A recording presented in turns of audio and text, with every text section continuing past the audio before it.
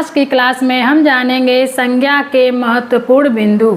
तो वो कौन कौन से महत्वपूर्ण बिंदु हैं जिन्हें हमें ज़रूर देखना चाहिए, इस पर हम एक नज़र डालेंगे।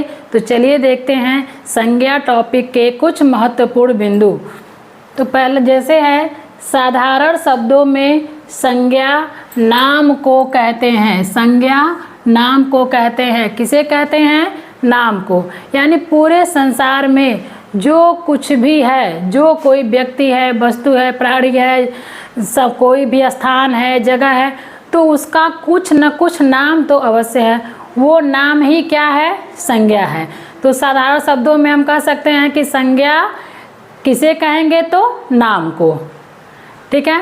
दूसरा, इसे महानाम भी कहा गया है। इसे महानाम भी कहा गया है। क्यों कहा गया है?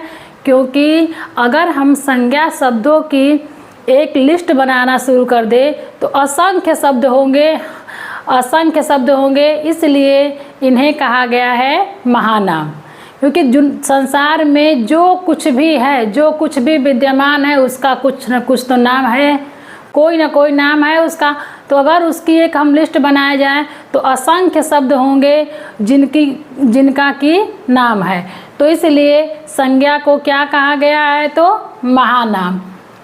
अगर परिभाषा की बात करें तो किसी व्यक्ति, वस्तु, गुण, दशा, भाव के नाम को संज्ञा कहते हैं। संज्ञा किसे कहते हैं? किसी व्यक्ति, वस्तु, गुण, दशा और भाव के नाम को संज्ञा कहते हैं। व्यक्तिवाचक संज्ञा बहुवचन में प्रयुक्त होकर जातिवाचक संज्ञा में बदल जाती है। अगर व्यक्तिवाचक संज्ञा को हम बहुवचन में प्रयोग करेंगे तो वो जातिवाचक संज्ञा बदल जाएगी। जैसे अगर हम कहें भारत में हरिश्चंद्रों की कमी नहीं है, तो हरिश्चंद्र क्या है? व्यक्तिवाचक संज्ञा। लेकिन जब हमने उनको बहुवचन में प्रयोग किया, हरिश्चंद्रों की कमी नहीं है, तो वो किस में आ गए? जातिवाचक संज्ञा में। अब यहाँ पे इस वाक्य में वो जातिवाचक संज्ञा बन गए। भारत में हरिश्चंद्रों की कमी नहीं है, यानी हरिश्चंद्र जैसे ईमानदार व्यक्ति की कमी नहीं है। तो हरिश्चंद्र जैसे हो गया, यानी कि ये जातिवाचक संज्ञा होगी। पूरी जाति के बारे में बोध हो रहा है तो जातिवाचक संज्ञा हो गई। संज्ञा के मुख्यतः 3 भेद होते हैं। संज्ञा के मुख्यतः 3 भेद होते हैं। कौन कौन से होते हैं? तो व्यक्तिवाचक संज्ञा, जातिवाचक संज्ञा और भाववाचक संज्ञा। लेकिन कुछ और विद्वानों ने जातिवाचक संज्ञा के 2 और भेद माने हैं। कौन कौन से? तो द्रव्यवाचक संज्ञा और समूहवाचक संज्ञा। तो कहीं कहीं संज्ञा को 5 भागों में बांटा गया है और कहीं 3 भागों में। तो एग्जाम में जिस तरह से प्रश्न आए, अगर कि संज्ञा को कितने भागों में बांटा गया, तो ऑप्शन में यदि 5 है तो आप 5 पे टिक करिए, यदि 5 नहीं है तो आप 3 पे टिक करिए।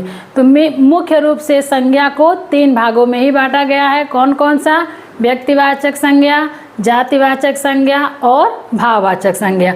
और जातिवाचक संज्ञा के 2 भेद बताए गए हैं, द्रव्यवाचक संज्ञा और समूहवाचक संज्ञा।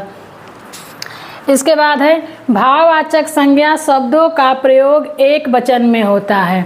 भाववाचक शब्दों का प्रयोग अधिकांशतः एक वचन में होता है। अगर कहीं भाववाचक संज्ञा का प्रयोग बहुवचन में हुआ तो वो जातिवाचक संज्ञा में बदल जाती है। फिर वहाँ उसका अर्थ जातिवाचक संज्ञा में होता है। यदि भाववाचक संज्ञा का प्रयोग बहुवचन में होता है तो भाववाचक संज्ञाएं 5 प्रकार के शब्दों से बनती हैं। कौन कौन से शब्द हैं? तो जातिवाचक शब्द से, सर्वनाम से, विशेषण से, क्रिया से और अव्यय से। भाववाचक संज्ञाएं 5 शब्दों से मिलकर बनती हैं। जातिवाचक संज्ञा से, सर्वनाम से, विशेषण से, क्रिया से और अव्यय से। देखिए कैसे, जैसे मान लीजिए जातिवाचक संज्ञा पिता, तो इस भाववाचक संज्ञा क्या बनेगा? पितृत्व, माता, मातृत्व। सर्वनाम से देखेंगे तो अपना, तो अपनापन, सर्व, सर्वस्व। विशेषण से के शब्द देखिए, अकेला, अकेलापन, उचित, औचित्य। इसी तरह से क्रिया गिनना तो गिनती, गिरना गिरावट, काटना कटाई। अव्यय के शब्द दूर से भाववाचक संज्ञा बनेंगे दूरी, नीचे से निचाई, निज से निजता। तो इस तरह से भाववाचक संज्ञा 5 प्रकार के शब्दों से बनती है। मूल रूप कुछ भाववाचक संज्ञाएं हैं जो कि मूल शब्दों से ही बनते हैं, जैसे प्रेम है और घृणा है। अधिकांशतः भाववाचक संज्ञाएं यौगिक शब्द ही होते हैं, वो किसी न किसी शब्द से ही बनते हैं। तो इस तरह से हमने संज्ञा के कुछ महत्वपूर्ण बिंदुओं पर एक नज़र डाली। आप अगर इसको याद कर लेंगे तो आपका संज्ञा का पूरा टॉपिक क्लियर हो जाएगा।